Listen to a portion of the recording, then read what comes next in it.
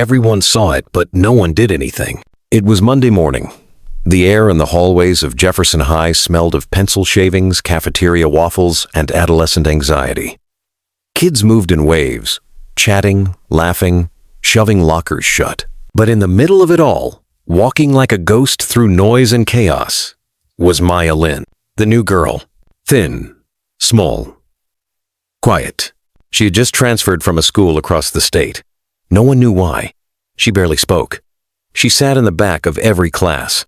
Her long black hair always fell like a curtain around her face, as if she didn't want the world to see her, or maybe didn't want to see the world. But that day, the curtain lifted. It started with Zach Mallory, the school's resident hotshot. Star linebacker, class clown, and behind the charm, a cruel streak that had broken more than just reputations. He ruled the hallways with his friends like they were his personal stage. And Maya? She was his next target. It happened just after second period, near the cafeteria entrance, where kids were lining up for lunch. Maya was walking with her tray, head down, when Zach shouted, loud enough for everyone to hear, "Hey, Ninja Barbie, what's up with the silent treatment? You speak English or nah?" There were a few nervous laughs.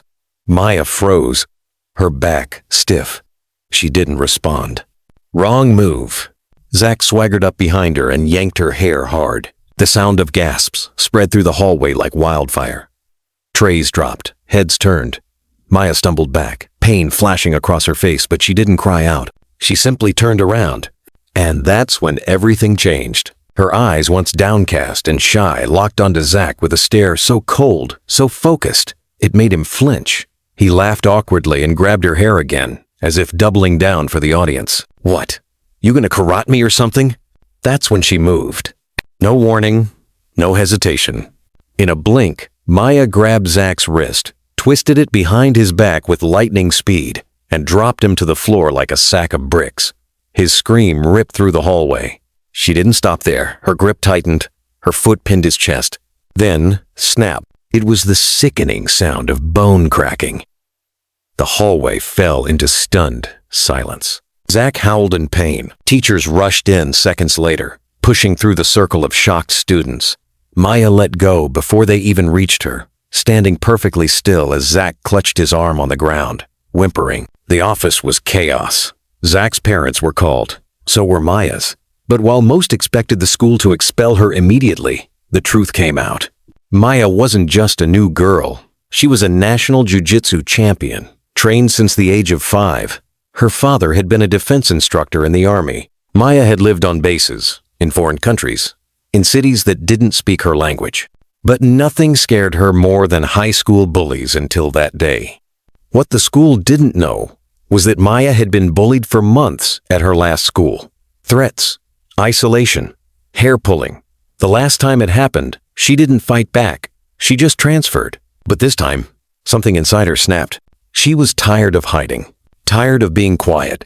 Tired of letting people like Zach think they could break others just to look strong. Maya got a 3-day suspension. Zach got a cast and a reputation that shattered overnight. But something even more powerful happened afterward. People started talking to Maya, not out of fear, but respect.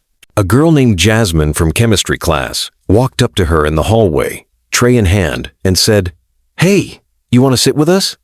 A guy from the soccer team who'd never spoken to her before offered her a ride home after school. Even some of Zach's old followers started keeping their heads low, realizing strength wasn't always loud or popular. A week later, during gym, Coach Ramirez, who had watched the surveillance footage more times than he'd admit, walked up to Maya and said, "We could use someone like you on the self-defense team. You'd be captain by the end of the month." Maya smiled genuinely, for the first time. "I'll think about it," she said. By the end of the semester, Maya wasn't invisible anymore. She hadn't become the most popular girl. She didn't want to be. But she was respected. And more importantly, she was seen. Not as the new girl, not as the quiet one, not even as the girl who broke Zach's arm, but as Maya Lin, the girl who decided she would never be a victim again. Moral of the story: sometimes, the quietest people carry the strongest storms inside them. Never mistake silence for weakness. Courage doesn't always come with volume. It shows up when you least expect it, and it changes everything. And bullies? They always learn sooner or later that real strength doesn't come from hurting others. It comes from rising, even when the world tries to keep you down.